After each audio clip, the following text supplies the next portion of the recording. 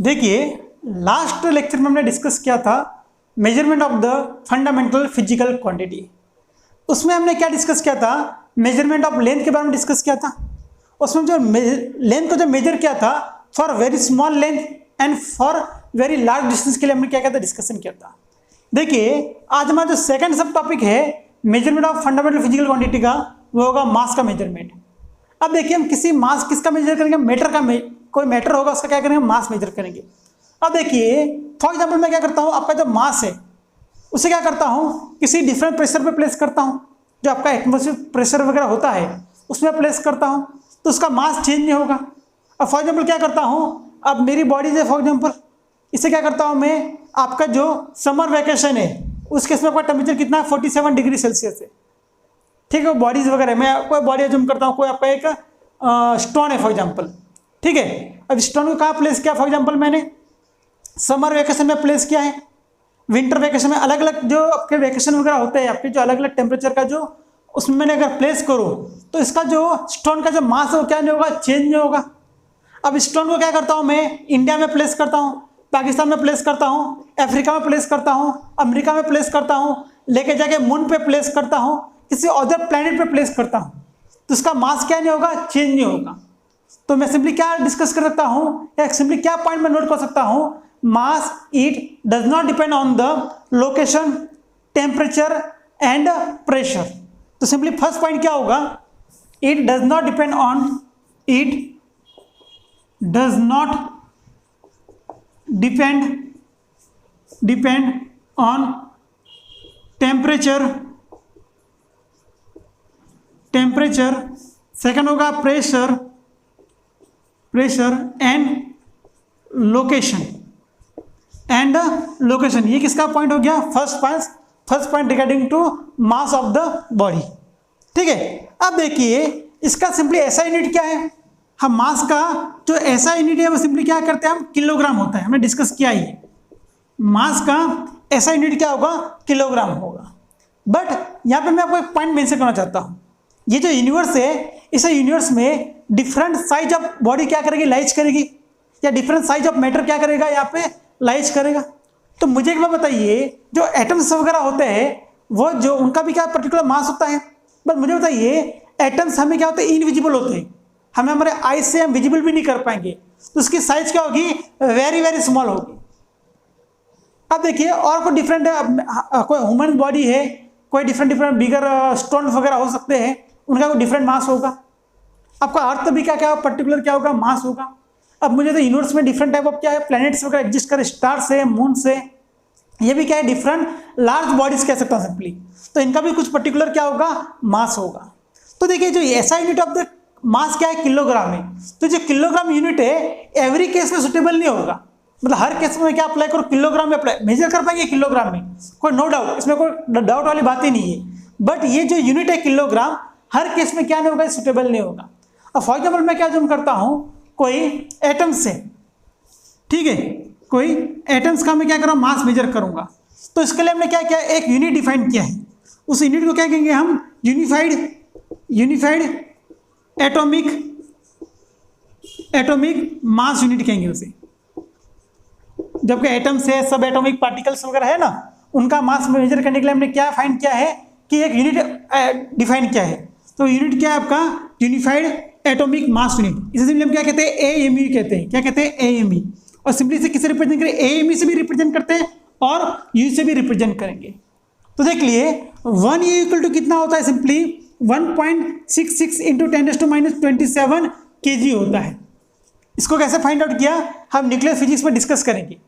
क्या होता है, वो कार्बन का आइसोटोप होता है C12, उसको उसका मास कंसीडर करके हम क्या करेंगे, 1 यू इक्वल टू कितना होता है, 1.66 इंटू 10⁻27 किलोग्राम। उसे छोड़ दीजिए एक बार, इस पॉइंट को क्या कीजिए, माइंड में फिक्स कीजिए।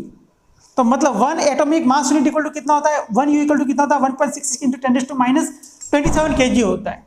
तो देखिए, इसका यूज हम सिंपली किसके लिए करेंगे, तो आपके डिफरेंट जो एटम्स वगैरह लाइज करेंगे, तो उनका मास डिफाइन करने के लिए मैं किसका यूज करूंगा, आपको एएमयू का यूज करूंगा। ये सिंपली क्या कहूँ मैं, यूनिफाइड एटॉमिक मास यूनिट का यूज करूंगा। तो ऐसा यूज क्यों करूंगा, फॉर एग्जांपल आपके जो डिफरेंट एटम्स है, फॉर एग्जांपल मैं क्या जूम करता हूँ, कोई एटम्स है उसका मास 1.6 × 10⁻27 kg, तो ये लिखना मुझे अनकंफर्टेबल लगेगा। आई थिंक इसका एवरी टाइम मुझे क्या बहुत बड़े बड़े कैलकुलेशन का काम करना पड़ेगा। उस केस में एवरी टाइम में 12 इंटू 1.6 इंटू 10⁻27 kg लिखूँ, ये थोड़ा अनकंफर्टेबल होगा, अनसुटेबल होगा। उससे अच्छा क्या लिखूँ मैं, 12u लिखूँ, 15u लिखूँ, देन 30u लिखूँ, 32u लिखूँ, तो ये क्या होगा, थोड़ा सुटेबल होगा u। तो 1 AEM इक्वल टू कितना होगा, 1.66 इंटू 10⁻27 kg होगा। तो इसलिए हमने क्या डिफाइन किया है, कुछ डिफरेंट टाइप अपने क्या क्या यूनिट क्या क्या हमने सिंपली डिफाइन किया है। तो हमें क्या हो, सुटेबल हो, कंफर्टेबल हो, तो वैसा हम क्या करेंगे, साइंटिस्ट उनके अकॉर्डिंग क्या करेंगे, वो काम करने वाले, उसके अकॉर्डिंग हम क्या करेंगे, सिंपली हमारा वर्क करेंगे। तो देखिए मैंने क्या बात की, ऐसा यूनिट ऑफ द मास क्या होता है, किलोग्राम होता है, और डिफरेंट सिस्टम में या उस सब बॉडीज का मास के अकॉर्डिंग, साइज के अकॉर्डिंग हम क्या करेंगे, उसका डिफरेंट टाइप ऑफ यूनिट भी क्या कर सकते हैं, डिफाइन कर सकते हैं। ठीक है, तो देखिए अब नेक्स्ट जो बात होगी हमारी, वो होगी मास मेजरमेंट ऑफ द बॉडीज। मुझे क्या करना है, अब मास मेजरमेंट की जो मेथड के बारे में क्या करना है, सिंपली डिस्कशन करना है। अब जो डिफरेंट बॉडीज कह रहा हूं मैं, वापिस कह रहा हूं, यूनिवर्स में very very small to very very large bodies क्या कर रही है, लाइज कर रही है। तो मैंने क्या बात की, जो आपको एटम से या सब एटॉमिक पार्टिकल से, वो हमें आई से हमें क्या होंगे, विजिबल नहीं होंगे, हमारे आई से सिंपली में विजिबल नहीं होंगे, बट उनका मास है, उनको क्या करना, मुझे मेजरमेंट करना है। और कुछ ऐसी बॉडीज है लाइक प्लैनेट्स है, मून है, तो ये क्या है, हमारे अर्थ से कंपेरेबल बॉडीज वगैरह है, या अर्थ से छोटा भी हो सकता है या बिगर भी हो सकता है, स्मॉल भी हो सकता है, बिगर भी हो सकता है। तो उनका भी क्या करना है, मुझे मास का मेजरमेंट करना है। तो देखिए आपकी जो लार्ज बॉडीज है, large body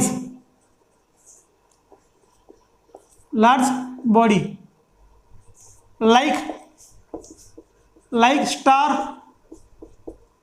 star planet etcetera, तो इनका जो मास मेजरमेंट करना है, इसके लिए मैं किसका यूज करूंगा, ग्रेविटेशनल मेथड का यूज करूंगा मैं। किसका यूज करूंगा मैं, ग्रेविटेशनल मेथड का यूज करूंगा। और हम ग्रेविटेशनल चैप्टर में स्टडी करेंगे कैसे मेजरमेंट किया जाता है। तो लार्ज बॉडीज वगैरह है हमारी, जो स्टार्स है, प्लैनेट्स वगैरह है, अर्थ के कंपेरेबल जो बॉडीज वगैरह है।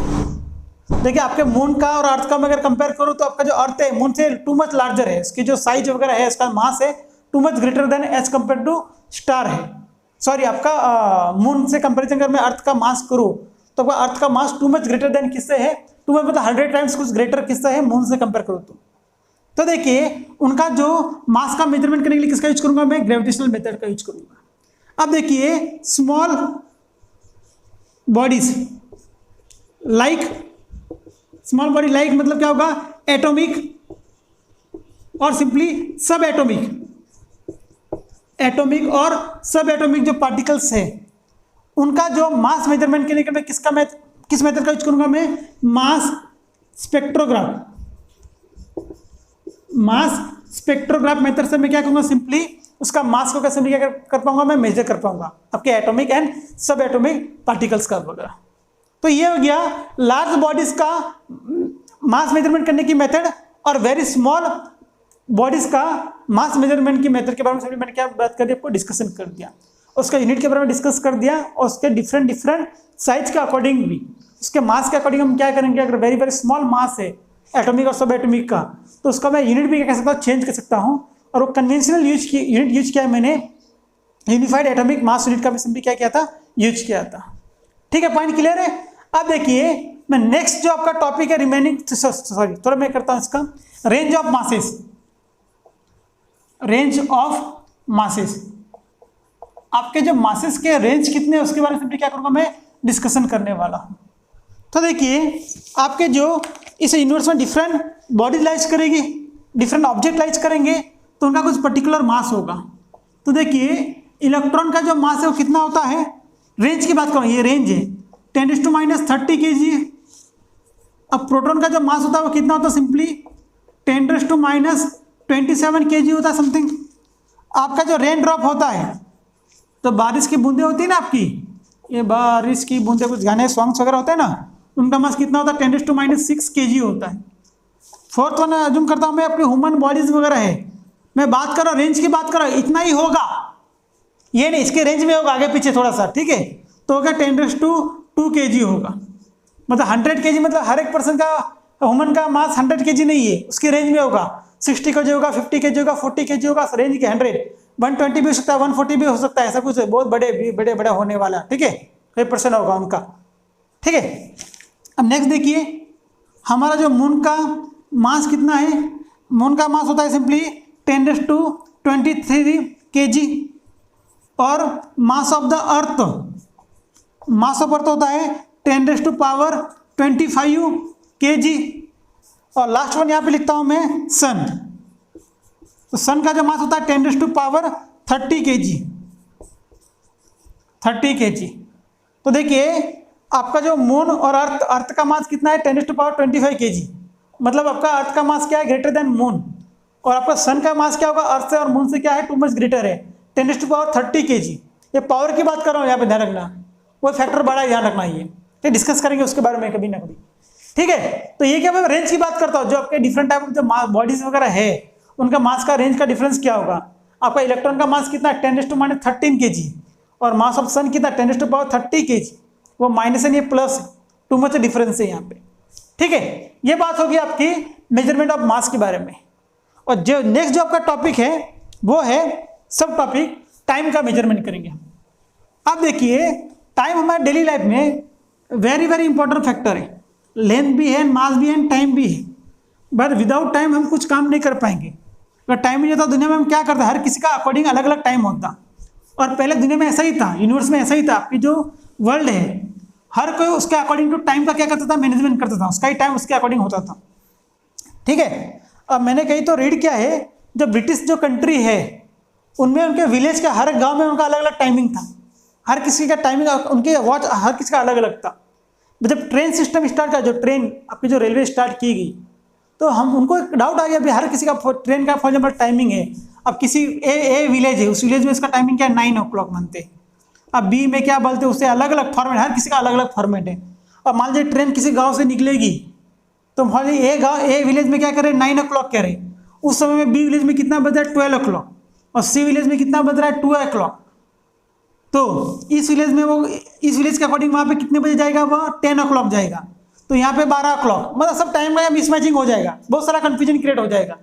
तो मैं कुछ क्या क्या यूनिवर्स में कुछ एक स्टैंडर्ड क्रिएट करने की जरूरत थी, मतलब हर कोई पर्टिकुलर टाइम के अकॉर्डिंग चले कि एक स्टैंडर्ड हो, उस स्टैंडर्ड को क्या करें सब एक्सेप्ट करें। तो देखिए फिलहाल देखिए यूनिवर्स में टू मच टाइम, मतलब देखिए 100, 200, 500, 1000 ऑफ ईयर से क्या कर रहा है, इसमें प्रोसेस कंटिन्यू चल रहा है कि कैसे एक स्टैंडर्ड क्रिएट किया जाए कि टाइमिंग का, कि उसे हर कोई इजीली क्या कर पाए, फॉलो कर पाए। तो देखिए फर्स्ट क्या था सिस्टम, देखिए कुछ टाइप है इसमें, सन डायल वगैरह कुछ है। सन डायल जो मेथड था उससे क्या करते थे, जो इजिप्ट वगैरह जो कंट्रीज वगैरह है वहाँ पे क्या कहता था, सिंपली एक ऐसा, आप यूट्यूब पे होगा देख सकते हो या सिंपली क्या देख सकते हो, आप गूगल पे सर्च कर सकते हो। तो ऐसा है क्या कहता टाइमिंग का ऐसा क्लॉक, यहाँ पे सिंपली ऐसे 1 2 3 4 ऐसे नंबरिंग की थी और ऐसा एक बड़ा सा पिलर लाइक दैट था। तो जैसा सन क्या करेगा मूव ऑन करेगा, वैसे क्या करेगा ये आपकी इसकी जो शेडो होगी वो क्या करेगी, मूव ऑन करेंगे, हम क्या करेंगे टाइम का मेजरमेंट करेंगे। और एक क्या हो गया आपका जो कैंडल वगैरह होता है, तो कैंडल को क्या क्या इक्वल पार्ट में क्या करेंगे, सिंपली डिवाइड करेंगे, और जो कैंडल का जो बर्न होता है मतलब वो खत्म होती है, फिनिश होती है, तो उसका रेट होता है, फिक्स रेट होता है, उसके अकॉर्डिंग जो सिंपली क्या होगा उसका टाइम का क्या करते हैं, मेजरमेंट कर सकते हैं। और आपने कभी पिक्चर में मूवी में देखा होगा, बहुत सारे सीरियल में देखा होगा, ऐसा एक बॉक्स वगैरह लाइक दैट होता है, इसमें क्या करती है रेत भरी जाती है और ये क्या करेगा सिंपली यहाँ पे ऐसा फिनिश होगा। तो ये सब क्या है, हर किसी का अकॉर्डिंग टू क्या क्या उन्होंने टाइम का मेजरमेंट का क्या मेथोलॉजी है। अब देखिए इसके बाद एक मैकेनिकल वॉच भी क्या की क्रिएट की गई, बस मुझे था ये सब हर एक मेथड को रिमूव क्यों किया गया, क्योंकि इनमें कुछ ना एरर था, मतलब टाइम का जो मेजरमेंट में क्या था कुछ एरर था। आपको एक सिंपली मैं बात बताऊं कि ये सिंपली मैं डिस्कस कर रहा हूँ, ठीक है, हिस्ट्री क्या है इनमें, एक तो टाइम मेजरमेंट की मेथोलॉजी के बारे में सिंपली डिस्कशन किया है। तो मैं सिंपली एक बात करता हूँ, आपका जो टाइम का जो मेजरमेंट है उसमें सबसे इंपॉर्टेंट फैक्टर क्या है, वाइब्रेशन। क्या है, वाइब्रेशन। अब वाइब्रेशन मतलब सिंपली क्या है, फॉर एग्जाम्पल ये पेन है, इसे क्या करता हूँ मैं अप डाउन क्या कर रहा हूँ, मूव ऑन करूँगा, ये जो अप डाउन हो रहा है वो सिंपली क्या है, आपका एक वाइब्रेशन है। क्या हो रहा है, एक वाइब्रेशन है। तो टाइम को कैसा मेजर किया जाता है, in the form of vibration measure किया जाता है। और जहाँ पे वाइब्रेशन होगा वहाँ पे क्या होगा, सिंपली फ्रीक्वेंसी होगी, जहाँ पे वाइब्रेशन है वहाँ पे क्या होगा, फ्रीक्वेंसी। और फ्रीक्वेंसी और किसके बीच का रिलेशन है, टाइम का रिलेशन क्या क्या फाइंड आउट किया है। अब देखिए सिंपली इसका एक एग्जांपल बताता हूँ। आपने पेंडुलम के बारे में सोचा, पढ़ा होगा, रीड किया होगा, नहीं पढ़ा तो हम पढ़ लेंगे। एलोन में हमारा काम क्या है, पेंडुलम को स्टडी करना है। अब देखिए पेंडुलम को क्या करता हूँ, मानता हूँ मेरे विलेज में, मेरे सिटी में, ठीक है, किसी XYZ सिटी है, वहाँ पे क्या अज्यूम किया जाता है, मुझे 1 सेकंड को क्या करना है, मेजर करना है 1 सेकंड। और 1 सेकंड इक्वल टू क्या होता है, ये जो पेंडुलम है ये क्या करे, 10 टाइम्स फॉरवर्ड बैकवर्ड अगर मूव ऑन करता है, 10 टाइम्स फॉरवर्ड बैकवर्ड, वो इक्वल टू क्या होगा, 10 टाइम्स इसका जो वाइब्रेशन है वो इक्वल टू क्या होगा, 1 सेकंड होगा। क्या होगा, सिंपली 1 सेकंड होगा। अब मुझे 10 सेकंड मेजर करना, मतलब इसको कितना टाइम्स को वाइब्रेशन करना पड़ेगा, 100 टाइम्स। 100 टाइम इक्वल टू क्या होगा, 10 सेकंड। तो ऐसे स्टेप बाई स्टेप में क्या फाइंड आउट कर सकता हूँ, टाइम को मेजर कर सकता हूँ। बट मुझे बताइए ये जो मेथोलॉजी है वो परफेक्ट मेथड है? No, never. क्यों? फॉर एग्जाम्पल मैंने क्या, मेरे सिटी में मैंने क्या किया है, एक रोप का यूज किया, एक रस्सी का यूज किया है, और एक फॉर एग्जाम्पल को बॉल है सिंपल, और सिर्फ सिस्टम है मेरे पास, ठीक है। तो मुझे बताइए मेरे विलेज में क्या कर रहा है, ये कितने ऑसिलेशन दे रहा है, 100 equal to 10 times equal to कितना हो रहा है, 1 सेकंड हो रहा है। मैं क्या करूँ, सेकंड विलेज में लेके जाऊँ, कभी अलग अलग जगह पे इसको क्या करूँ, मैं इसको मैन्युफैक्चर, इसको क्रिएट करूँ मैं। तो मुझे बताइए ये जो सिस्टम है हर केस में इक्वल वैल्यू नहीं प्रोवाइड करेगा। ये जो मैंने बता दिया आपका 1 सेकंड इक्वल टू क्या हो रहा था, 10 टाइम्स क्या करता, वाइब्रेशन करता। किस किस केस में क्या हो सकता है, ये 12 टाइम्स भी हो सकता है, किस किस केस में क्या होता है, 9 टाइम्स भी हो सकता है। तो मुझे बताइए मेरा स्टैंडर्ड क्या है, 10 टाइम्स इक्वल टू कितना है, 1 सेकंड है। कभी कभी क्या होगा, 9 टाइम्स इक्वल टू क्या हो जाएगा, 1 सेकंड हो जाएगा। किसी किसी में क्या होगा, 12 टाइम्स इक्वल टू क्या हो जाएगा, 1 सेकंड हो जाएगा। तो इस सिस्टम में क्या हो जाएगा, एरर हो जाएगा। तो आपका जो ऑसिलेशन एंड जो चैप्टर है उसमें T इक्वल टू क्या होता है, 2 pi under root L upon क्या होता है, G होता है। और इसको क्या लिख सकता हूँ मैं, F इक्वल टू क्या लिख सकता हूँ, 1 upon 2 pi under root G upon क्या होगा, यह L होगा। तो देखिए सिंपली आपकी जो फ्रीक्वेंसी है, आपकी जो वाइब्रेशन किस पे डिपेंड करता है, एक्सेलरेशन ड्यू टू ग्रेविटी पे डिपेंड करता है। और मुझे बताइए एक्सेलरेशन ड्यू टू ग्रेविटी अर्थ पे क्या है, डिफरेंट है, मून पे क्या है, डिफरेंट है। मतलब अलग अलग प्लैनेट्स वगैरह है, उस पर आपका एक्सेलरेशन ड्यू टू ग्रेविटी का वैल्यू क्या डिफरेंट है। तो मुझे बताइए वाइब्रेशन क्या हो जाएगा, चेंज हो जाएगा। इस पेंडुलम को कहाँ पे रखा, मैंने अर्थ पे रखा है। तो वहाँ पे क्या हो रहा है, 1 सेकंड इक्वल टू कितना हो रहा है, 10 टाइम्स का वाइब्रेशन हो रहा है। बट मैं इसे मून पे लेके जाऊँ तो इसका वाइब्रेशन डिफरेंट होगा। तो मतलब आपका जो टाइमिंग है, जो स्टैंडर्ड है वो क्या होगा, चेंज हो जाएगा। मतलब आपके अर्थ के लिए डिफरेंट होगा, मून के लिए डिफरेंट होगा, किसी अदर प्लैनेट के लिए क्या डिफरेंट होगा। कि मेरा स्टैंडर्ड क्या है, टाइम ऐसा अज्यूम कर रहा हूं मैं, ठीक है, 10 टाइम्स वाइब्रेशन होगा तब क्या होगा, 1 सेकंड होगा। बट ये एवरी केस में पॉसिबल नहीं है, ऐसा हो ही नहीं सकता है। अब आप क्या कीजिए, ड्रॉ कीजिए पेंडुलम को, कैसे क्या कीजिए, थोड़ा सा हल्का सा फोर्स लगाइए और 10 टाइम से मूव ऑन कीजिए। नेक्स्ट टाइम किसी भैया को बोलिए थोड़ा फोर्स लगा, भैया 10 टाइम्स होगा, नहीं होगा, उसका वाइब्रेशन क्या होगा, चेंज हो जाएगा। तो आपका जो टाइमिंग का स्टैंडर्ड क्या हो जाएगा, चेंज होगा। तो इसके लिए क्या क्या जो डिफरेंट टाइप ऑफ जो मेथोलॉजी यूज की उसमें कोई ना कोई क्या था, एरर था। तो आफ्टर सम टाइम एक स्टैंडर्ड किया गया यूनिवर्स में, आपके जो वर्ल्ड में इंटरनेशनली एक्सेप्टेड जो सिस्टम है फिलहाल, उसे बोलते हैं सीसीएम क्लॉक बोलते हैं। उसे क्या कहते हैं, एटॉमिक क्लॉक कहते हैं। क्या कहते हैं, एटॉमिक क्लॉक। और एटॉमिक क्लॉक का मैन्युफैक्चरिंग करने के लिए हमें यूज किया गया है, उसमें कौन सा एटम का यूज किया है, हमने सीसीएम एटम का यूज किया है। एक स्टैंडर्ड एटम सीसीएम एटम का यूज किया गया है। तो देखिए ये एटॉमिक क्लॉक क्या होता है। अब मुझे बताइए जो एटम्स होते हैं उसमें क्या, तो उसका वाइब्रेशन होता है, उसके वाइब्रेशन के अकॉर्डिंग उसका जितना वाइब्रेशन होगा इक्वल टू क्या कुछ स्टैंडर्ड कंसिडर किया गया है।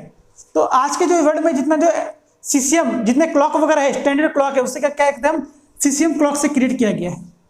अब देखिए हमने सीसीएम क्लॉक, एटॉमिक क्लॉक का क्यों इन्वेंट किया गया, क्योंकि अगर मैं क्या करूँ, इस सीसीएम का जो एटम्स है इसका कुछ वाइब्रेशन है, अर्थ पे जितना वाइब्रेशन होगा उतना वाइब्रेशन कहाँ पे होगा, मून पे होगा। या मैं सीसीएम क्लॉक को क्या करता हूँ, अर्थ के डिफरेंट पोजीशन में क्या करता हूँ, प्लेस करता हूँ। तो इसका जो वाइब्रेशन है ऑफ एटम्स है वो क्या होगा, चेंज नहीं होगा। इसका जो वाइब्रेशन है वो क्या नहीं होगा, चेंज नहीं होगा। तो इसलिए हम किसका यूज करेंगे, हम सीसीएम क्लॉक का क्या कर रहे हैं, हम यूज कर रहे हैं। अब सीसीएम ही एटम की यूज किया, इसका कोई प्रॉपरली आंसर नहीं है। प्रॉपरली मतलब ये इंटरनेशनली एक्सेप्टेड एक स्टैंडर्ड क्या क्या क्रिएट किया गया है। तो उसमें क्या होगा, इतना वाइब्रेशन इक्वल टू मतलब कितना lack of vibration equal to क्या कुछ 1 सेकंड कुछ अज्यूम किया गया है। थोड़ा बुक में रीड कर लो, बहुत बड़ा उसका काउंट है, एक वैल्यू है, मैं आपको बता देता हूँ वो वैल्यू क्या है।